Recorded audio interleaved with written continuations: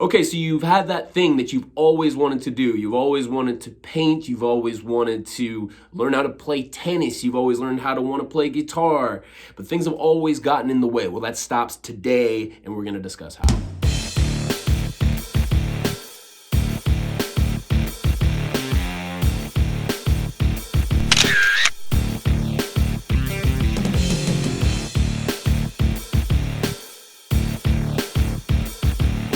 All right, I gotta take these off. You'll never take me seriously.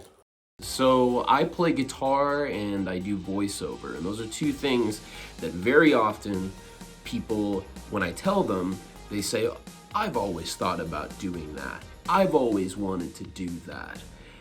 And the first time I heard either of those things, and I was like, hey man, I can give you some suggestions, some pointers on how to get started. I was really hopeful, but as each time I've heard it again and again, we're talking probably like dozens, hundreds of times, I've become more and more cynical as I give the advice or make the suggestions or just make them aware that it's something that that is within their reach to be able to do either of those things. And there's a lot of barriers that people put in place that don't have to be there. Now, this is going to be specific to music, entertainment, art kind of stuff. I'm not even going to pretend like I know how this would work with fly fishing or mowing the lawn or whatever, but I'm sure it does. I'm sure it can work in that way.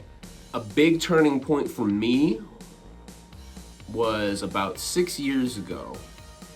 I read an article about Jerry Seinfeld giving advice to a young comic and saying, what you do, and this is what I want you to do, you get a calendar, preferably a year at a glance, and every day you do something pertaining to, in that case, comedy.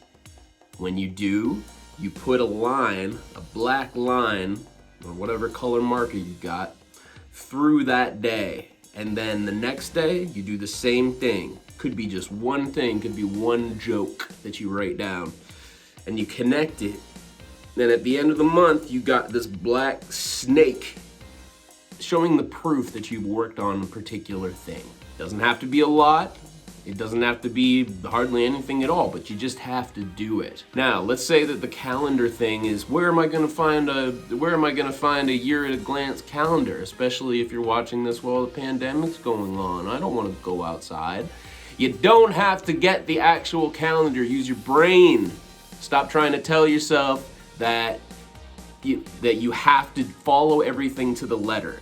There's such a degree of resourcefulness that you have at your disposal. So use it to your advantage instead of putting it out there as a roadblock and not using your resourcefulness to think about how you can go around it. So forget the calendar, come up with your own system. It could be written on a piece of receipt paper. You could divide the thing up with a paper and pen over the course of 30 days. I'm just making this up as I go along, and you connect that, you make that snake. The key is, I don't care how you make the snake, you make the snake. Now, what's the activity that you want to do? What's the thing that you want to learn, that you want to pursue, that you never have? I'm just gonna use guitar as an example. Let's say step one, let's say you don't have a guitar. That would be the first thing.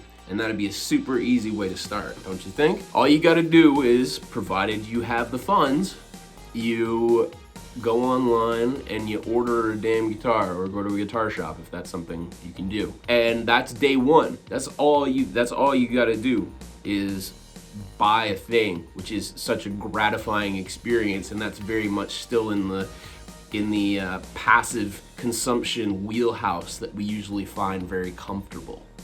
And then day two, while you're waiting for your delivery to show up, you write down a list of songs you want to learn.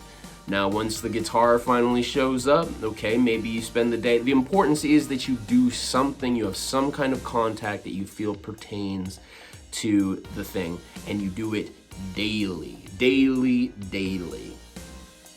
You might expand what a definition is of doing something new. But the importance is just that the first domino, the prime mover.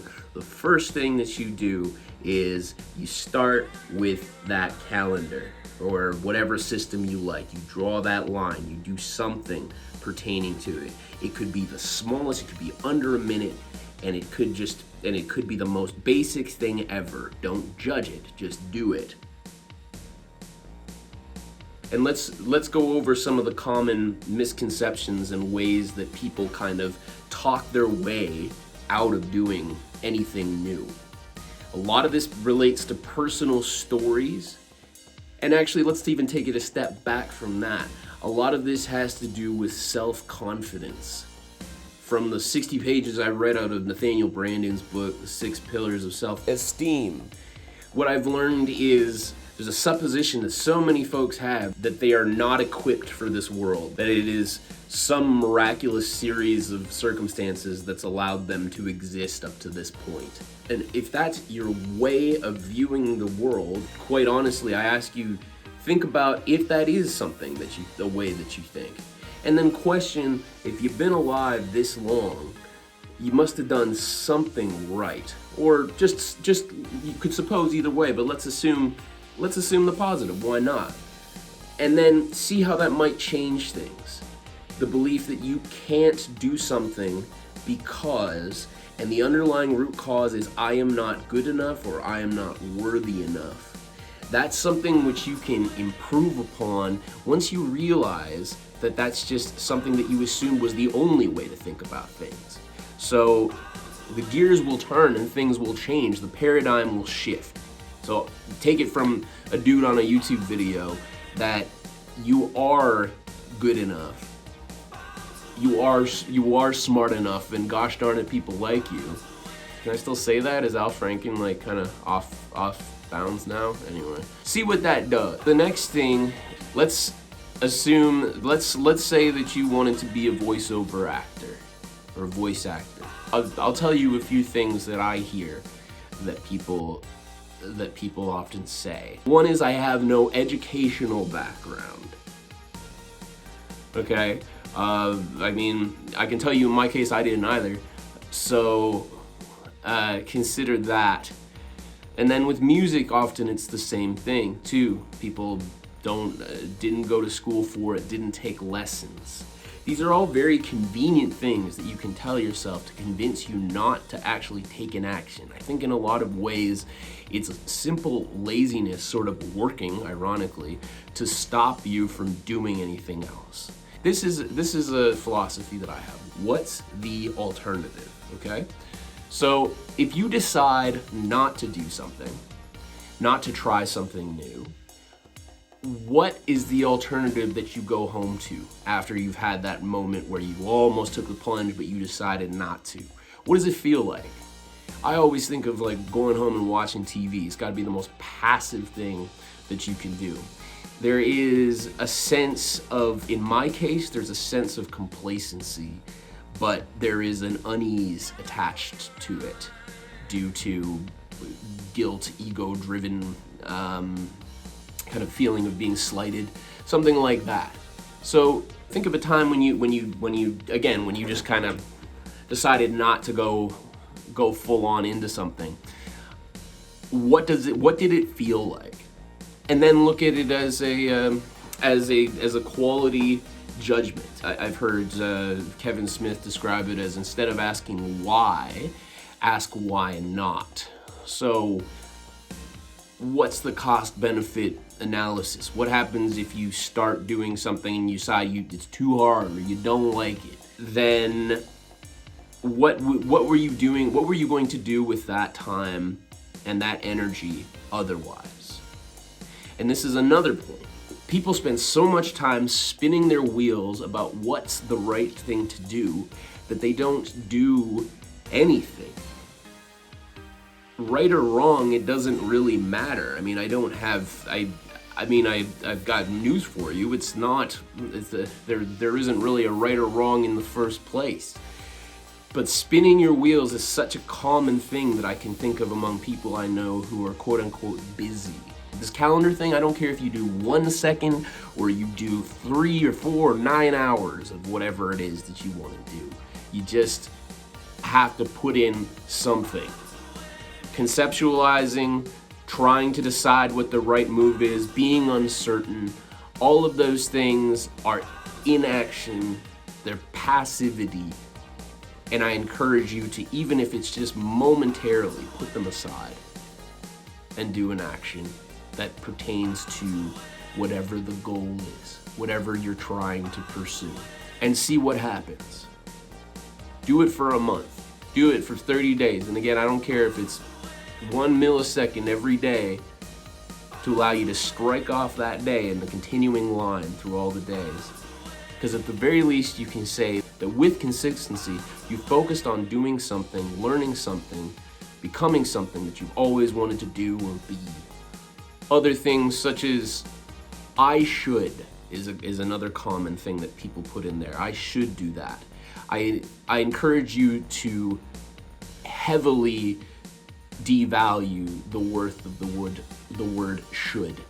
In my opinion, in a lot of cases, its only purpose is to divert you away, to convince you that now is not the time to do something. It is an obstacle. How many times have I said I should do something? I should learn to cut my own hair.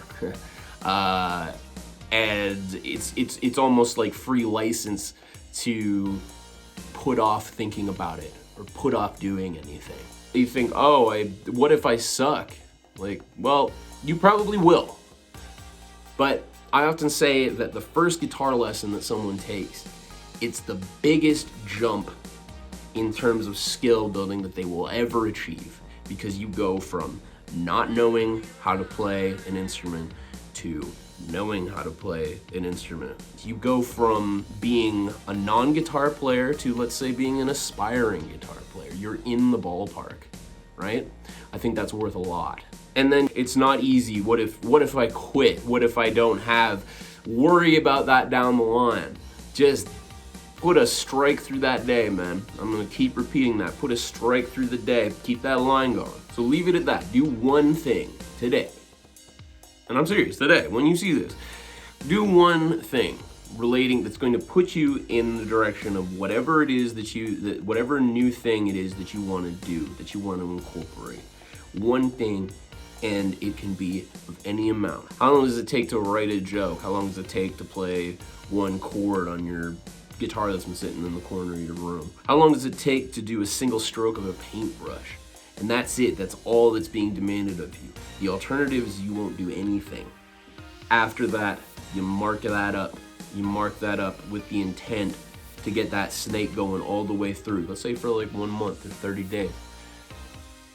Make that commitment and see what happens after that. And if you give up after 15 days, then you didn't make the commitment. So don't say it wasn't for you. That's the commitment. I made a commitment to put a vlog up or a video up every single week for the next 52 weeks. Shall I keep up with it? Well, I'm doing so far. We'll see how it goes. So thanks for watching. I hope this wasn't too dry or boring, visually uninteresting. In the comments below, tell me about something that you wanted to do and what that first step is gonna be that you're gonna take. What's the first thing you're gonna do today to get started?